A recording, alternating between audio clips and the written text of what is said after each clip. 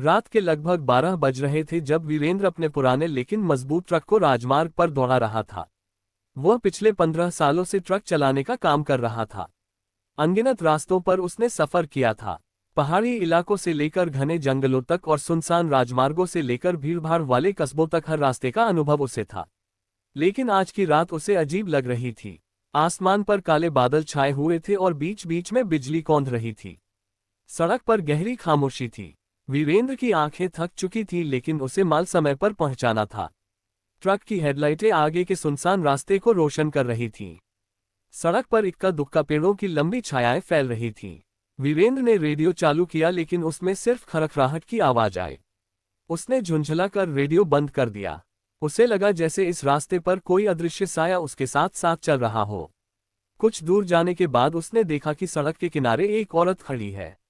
उसने लाल रंग की साड़ी पहन रखी थी और बाल खुले थे। वीरेंद्र ने ब्रेक लगाया और ट्रक रोक दिया। औरत ने हाथ से इशारा किया जैसे वह लिफ्ट मांग रही हो। वीरेंद्र ने खिड़की से झुककर आवाज लगाई, बहन जी, इस सुनसान रास्ते पर आप क्या कर रही हैं? लेकिन औरत ने कुछ नहीं कहा, बस धीरे धीरे ट्रक की ओर बढ़ी और केबिन के दरवाजे पर आकर खड़ी हो गई। वीरेंद्र ने दरवाजा खोला और बोला, बैठ जाए, आप कहाँ जाना चाहती हैं? औरत बिना कुछ कहे चढ़ गई और सीट पर बैठ गई। उसका चेहरा वीरेंद्र को साफ दिखाई नहीं दे रहा था क्योंकि उसके बाल चेहरे पर झूल रहे थे। ट्रक फिर से चल पड़ा। कुछ मिनट तक दोनों के बीच खामोशी बनी रही। वीरेंद्र ने हिम्मत जुटाकर पूछा, आपका गांव कहाँ है? लेकिन औरत चुप रही। अचानक वीरेंद्र को महसूस हुआ कि केबिन के अंदर ठंडी हवा चलने लगी है जबकि खिड़की पूरी तरह बंद थी। उसने शीशे में देखा तो पाया कि पीछे वाली सीट पर औरत नहीं थी। उसने घबराकर बगल में देखा तो वह वहीं बैठी थी। उसके होठों पर हल्की मुस्कान थी लेकिन आंखें अजीब चमक रही थीं। वीरेंद्र का दिल तेजी से धड़कने लगा। ट्रक आगे बढ़ता गया और रास्ता और सुनसान होता गया। अचानक औरत ने धीमी आवाज में कहा, बाईं ओर मोड़ लो। वीरेंद्र ने हक्का बक्का होकर कहा, यहाँ तो कोई रास्ता नहीं है। लेकिन जैसे ही उसने ट्रक को थोड़ा मोड़ा सामने कच्चा रास्ता दिखाई दिया। वीरेंद्र हैरान था क्योंकि उसे यकीन था कि कुछ सेकंड पहले वहां कुछ भी नहीं था। ट्रक अब एक घने जंगल से होकर गुजर रहा था। पेड़ों की डालियां ट्रक की बॉडी से टकरा रही थीं और अजीब आवाजें कर रही थीं। वीरेंद्र डर के मारे कांप रहा था लेकिन ट्रक रोकने की हिम्मत नहीं जुटा पा रहा था। औरत फिर से बोली, चलते रहो। उसकी आवाज अब और भी ठंडी और गहरी हो चुकी थी। कुछ देर बाद ट्रक एक पुराने सुनसान गांव में पहुंचा। वहां जर्जर घर खड़े थे जिनकी दीवारें टूटी हुई थीं। वीरेंद्र ने चारों ओर नजर दौड़ाई तो उसे कहीं कोई इंसान नजर नहीं आया। अचानक औरत ने कहा, ट्रक यहीं रोक दो। वीरेंद्र ने ब्रेक लगाया। औरत उतरकर धीरे धीरे गांव की ओर बढ़ने लगी। वीरेंद्र ने खिड़की से झुककर देखा कि औरत एक पुराने कुएं की तरफ जा रही है। तभी उसे अजीब सी चीख सुनाई दी और औरत कुएं में कूद गई। वीरेंद्र बुरी तरह कांप गया। उसके गले से आवाज तक नहीं निकल रही थी। वह ट्रक स्टार्ट करके वहां से भागना चाहता था लेकिन इंजन ने काम करना बंद कर दिया। ट्रक केबिन के अंदर अंधेरा और गहरा होता जा रहा था।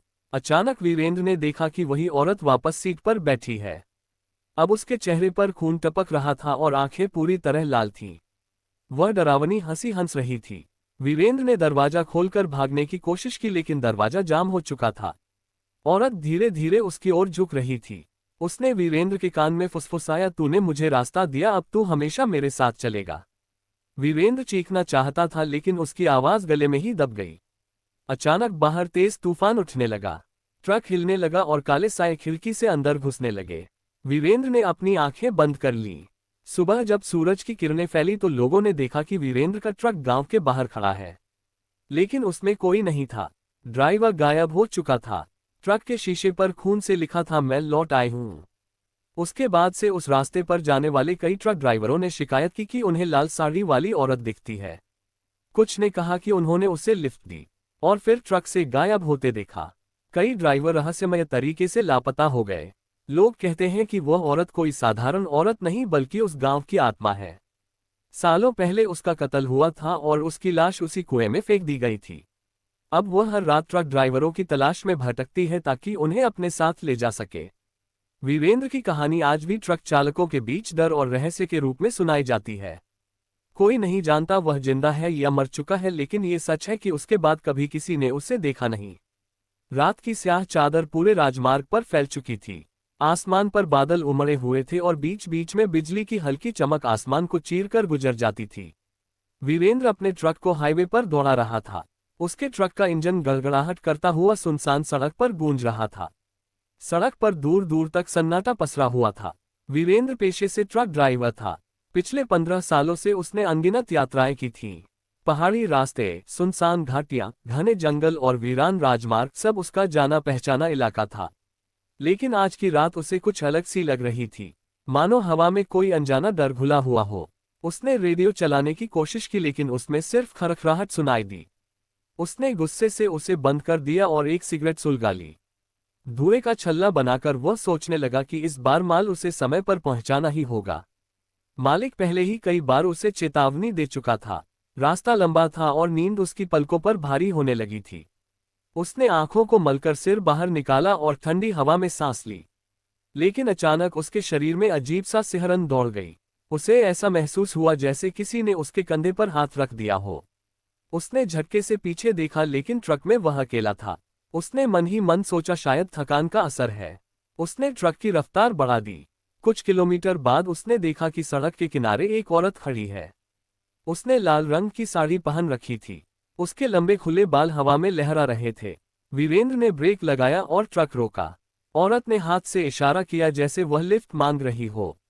वीरेंद्र ने खिड़की से झुककर कहा, अरे बहन जी, इस सुनसान रात में यहाँ क्या कर रही हैं?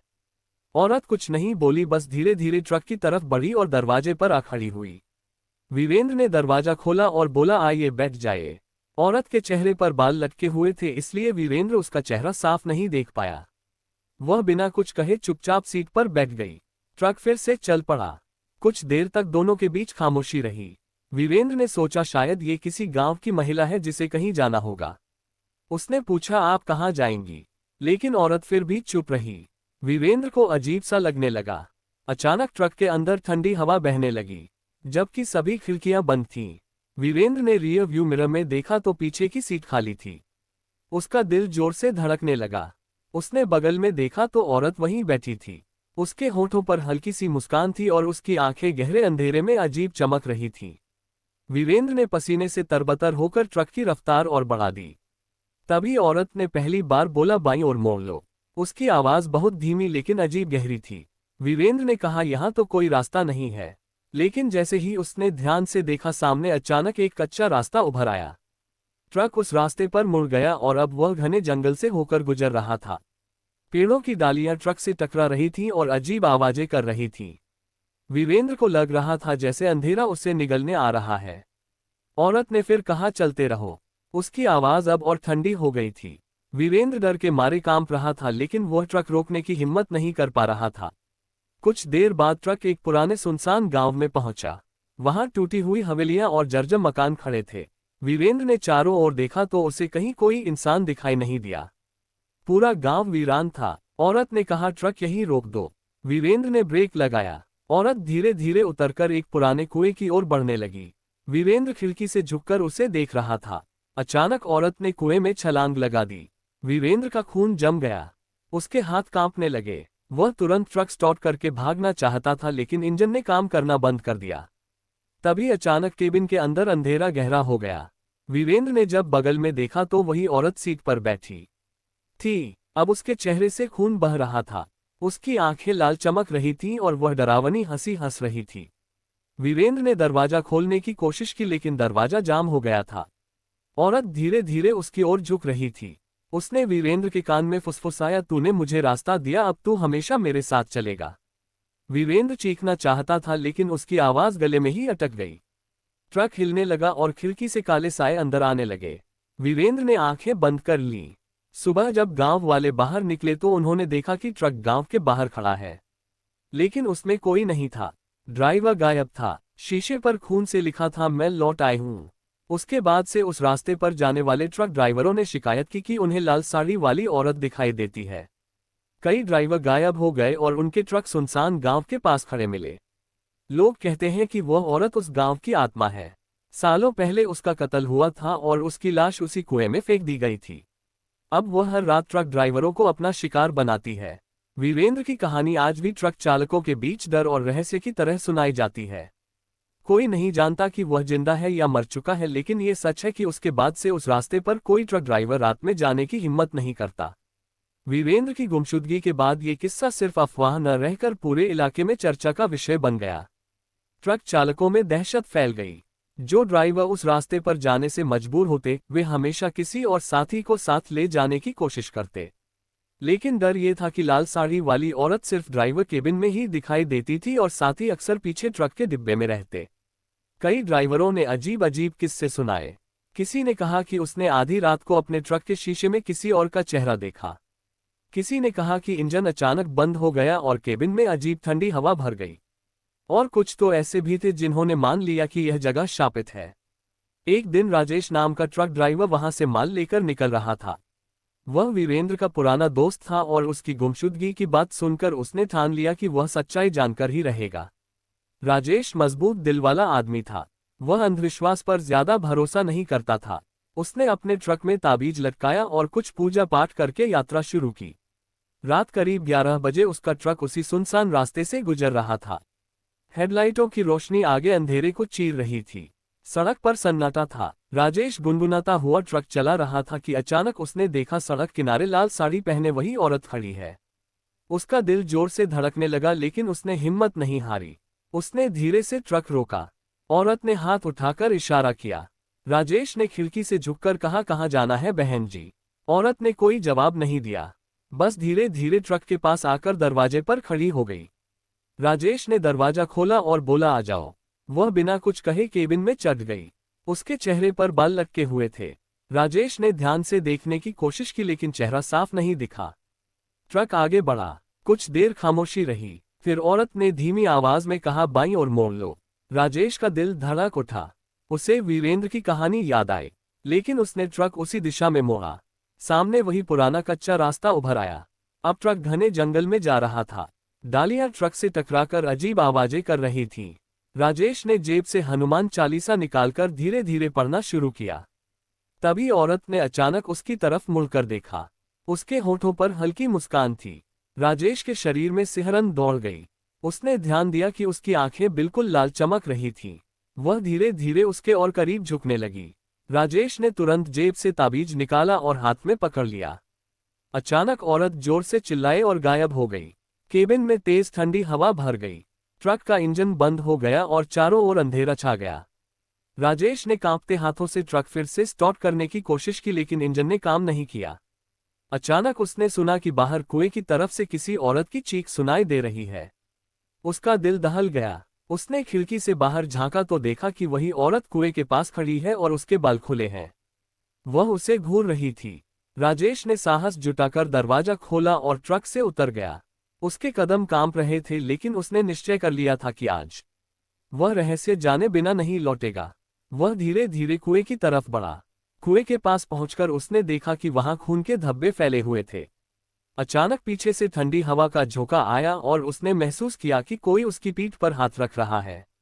वह पलटा तो देखा वही औरत उसके सामने खड़ी थी। उसके चेहरे पर खून बह रहा था और आंखें पूरी तरह लाल थीं। उसने धीमी आवाज में कहा, मुझे इंसाफ चाहिए। राजेश डर के मारे पसीने से तरबतर हो गया। उसने कांपते हुए पूछा, इंसाफ किससे? औरत ने धीरे से कुएं की ओर इशारा किया, फिर अचानक गायब हो गई। राजेश उस कुएं के पास खड़ा था। उसके कानों में औरत की आवाज गूंज रही थी, मुझे इंसाफ चाहिए। वह बुरी तरह कांप रहा था, लेकिन उसके दिल में कहीं न कहीं ये जिज्ञासा भी थी कि आखिर यह औरत कौन है और उसकी आत्मा यहाँ क्यों भटक रही है। वह ट्रक की ओर लौटा। इंजन अब अपने आप स्टार्ट हो चुका था। राजेश ने हिम्मत जुटाई और ट्रक गांव के अंदर की ओर बढ़ा दिया। रास्ते में टूटे हुए मकान, जर्जर हवेलियां और बर्बादी के निशान दिखाई देते रहे। पूरा गांव सुनसान था, लेकिन अजीब बात यह थी कि उसे हर जगह ऐसा महसूस हो रहा था जैसे कोई परछाई उसके पीछे पीछे चल रही हो। गांव के बीचों बीच एक टूटा हुआ मंदिर खड़ा था। उसकी दीवारों पर दरारें थीं और घंटियां जंग खाकर काली पड़ चुकी थीं। राजेश ने ट्रक रोक दिया और अंदर चला गया। मंदिर में एक बूढ़ा पुजारी बैठा था। उसकी आंखें गहरी लेकिन बुझी हुई थीं। राजेश ने हाथ जोड़कर पूछा, बाबा ये गांव इतना सुनसान क्यों है? पुजारी ने भारी आवाज में कहा, बेटा तूने लाल साड़ी वाली को देख लिया ना? राजेश का शरीर सिहर उठा। उसने हाँ में सिर हिलाया। पुजारी बोला, उसका नाम सीमा था। वह इसी गांव की बहू थी। बहुत सुंदर और दयालु, लेकिन गांव के कुछ लालची लोगों ने उसकी जिंदगी बर्बाद कर दी। राजेश ध्यान से सुनता रहा। पुजारी ने कहा, सीमा के पति को गांव के जमींदार ने जहर देकर मार डाला। उसकी जमीन हड़पने के लिए उन्होंने सीमा को भी रास्ते से हटाने की साजिश रची। एक रात उसे जबरन उठा लिया गया, यातनाएं दी गईं और फिर उसे इसी कुएं में फेंक दिया गया। तब से उसकी आत्मा वहीं बंध गई है। वह हर उस आदमी से बदला लेती है जो इस रास्ते से गुजरता है। राजेश ने कांपते हुए पूछा, लेकिन बाबा, वह इंसाफ चाहती है तो क्या कोई उपाय है? पुजारी ने कहा, उसका बदला तभी शांत होगा जब उसके कातिलों की आत्माओं को दंड मिलेगा। लेकिन वह जमींदार और उसके साथी तो वर्षों पहले मर चुके हैं। उनकी आत्माएं भी भटक रही हैं, इसलिए सीमा आज तक चैन नहीं पा सकी। राजेश ने तय किया कि वह इस आत्मा से दोबारा सामना करेगा। रात के करीब 2 बजे वह फिर से कुएं के पास गया। हवा और ठंडी हो चुकी थी। अचानक सामने सीमा की आत्मा प्रकट हुई। उसका चेहरा खून से लथपथ था और आंखें जलती अंगारों जैसी लाल थीं। उसने चीखकर कहा, इंसाफ। उसकी आवाज इतनी भयानक थी कि राजेश के कान सुन्न हो गए। अचानक हवा का तेज झोंका आया और चारों ओर काले साए प्रकट हो गए। ये वही जमींदार और उसके गुंडों की आत्माएं थीं जिन्होंने सीमा की हत्या की थी। वे डरावनी आकृतियों में बदलकर सीमा की ओर बढ़ने लगे। सीमा ने चीखते हुए कहा, मैं तुम सबको कभी माफ नहीं करूंगी। उसके बाल हवा में बिखर गए और उसने एक डरावनी हंसी छोड़ी। राजेश ये दृश्य देखकर सन्न रह गया। उसे लगा कि पूरा गांव जीवित हो उठा है। टूटी हवेलियों से चीखें आने लगीं, पेड़ हिलने लगे, ट्रक अपने आप हिलने लगा। सीमा ने अचानक उन आत्माओं पर धावा बोल दिया। जोर की चीख के साथ वे सब जलने लगे। पूरा गांव लाल रोशनी से भर गया। राजेश को लगा जैसे भूकंप आ गया हो। कुछ ही देर में सब शांत हो गया। हवा थम गई, रोशनी गायब हो गई, और जब राजेश ने आंखें खोली तो देखा कि सीमा उसके सामने खड़ी है। अब उसके चेहरे पर शांति थी। उसने मुस्कुराकर कहा, धन्यवाद। उसकी आत्मा धीरे धीरे धुंध की तरह गायब हो गई। सुबह हुई तो गांव पर पहली बार पक्षियों की चहचहाहट सुनाई दी। वर्षों बाद ऐसा लगा जैसे वहां जीवन लौट आया हो। राजेश ने ट्रक स्टार्ट किया और अपने गंतव्य की ओर निकल पड़ा। लेकिन जाते जाते उसने ट्रक के शीशे में देखा कि पीछे की सीट पर सीमा बैठी है। अब वह डरावनी नहीं थी, बल्कि सामान्य औरत की तरह मुस्कुरा रही थी। राजेश ने समझ लिया कि उसकी आत्मा को शांति तो मिली है, लेकिन उसका बंधन अभी भी पूरी तरह टूटा नहीं है। शायद वह अब हमेशा उन रास्तों पर भटकेगी और सिर्फ उन्हें दिखाई देगी जो सच्चाई जानना चाहेंगे। राजेश ने ये किस्सा सबको सुनाया। कई लोग उस पर यकीन नहीं करते थे, लेकिन ट्रक ड्राइवरों के बीच ये कहानी एक डर और रहस्य की तरह फैल गई। कहा जाता है कि आज भी रात के समय जब कोई ट्रक उस रास्ते से गुजरता है तो लाल साड़ी वाली औरत सड़क किनारे खड़ी दिखाई देती है। लेकिन अब वह खून से लथपथ नहीं, बल्कि शांत मुस्कान लिए रहती है। राजेश ने सोचा था कि उसने सीमा की आत्मा को शांति दिला दी है। गांव पर जीवन लौट आया था, पक्षियों की चहचहाहट सुनाई दे रही थी और हवेलियों में अब डरावनी सन्नाटे की जगह हल्की रोशनी दिखाई देने लगी थी। लेकिन असली खेल अभी बाकी था। उस रात जब राजेश ट्रक लेकर गांव से बाहर निकल रहा था, तब उसे पीछे की सीट पर सीमा की मुस्कुराती परछाई दिखी। उसने सोचा यह उसकी कल्पना होगी, क्योंकि उसके मन में अब भी डर और थकान थी। उसने ध्यान हटाया और ट्रक तेजी से राजमार्ग पर दौड़ाने लगा। राजेश शहर पहुंचा और माल उतार दिया। फिर वह घर लौट आया। कई दिन बीत गए, सब कुछ सामान्य लगने लगा। लेकिन कुछ दिनों बाद उसके साथ अजीब घटनाएं होने लगीं। रात को जब वह कमरे में अकेला होता तो उसे खिड़की के बाहर लाल साड़ी लहराती हुई दिखाई देती। कभी कभी उसके कमरे के आईने पर उंगलियों के निशान बन जाते जिनमें लिखा होता, मैं यही हूं। उसने यह बात अपने दोस्तों को बताई, लेकिन सबने कहा यह उसके मन का भ्रम है। राजेश ने खुद को समझाने की कोशिश की, लेकिन उसके अंदर डर गहराता गया। एक रात राजेश को फिर से उसी रास्ते से माल लेकर जाना पड़ा। उसने मन ही मन ठान लिया कि चाहे जो हो वह डरेगा नहीं। रात गहरी हो चुकी थी। ट्रक जंगल से गुजर रहा था। हवा सिसक रही थी और चारों ओर अंधेरा पसरा हुआ था। अचानक सड़क के किनारे वही लाल साड़ी वाली औरत दिखाई दी। राजेश का दिल धड़कने लगा। उसने आंखें बंद की और ट्रक आगे बढ़ा दिया। लेकिन जैसे ही उसने शीशे में देखा, वह औरत पहले से ही उसकी सीट पर बैठी थी। राजेश ने गुस्से में कहा, तू आखिर चाहती क्या है? इस बार औरत ने धीरे धीरे सिर उठाया। उसके चेहरे पर शांति नहीं, बल्कि गहरा अंधकार था। उसकी आंखें अब पहले से भी ज्यादा खतरनाक थीं। उसने फुसफुसाकर कहा, मैंने इंसाफ पा लिया, लेकिन अब मुझे साथी चाहिए। राजेश का शरीर जड़ हो गया। ट्रक अपने आप चलने लगा। स्टीयरिंग उसके हाथ से छूट गया। ट्रक तेज रफ्तार से उसी गांव की ओर भागा। लोगों ने अगले दिन देखा कि राजेश का ट्रक गांव के बाहर खड़ा है। लेकिन इस बार ट्रक खाली नहीं था। अंदर खून के धब्बे थे और शीशे पर लिखा था, अब वह मेरा है। राजेश कभी वापस नहीं लौटा। उसकी गुमशुदगी की खबर हर जगह फैल गई।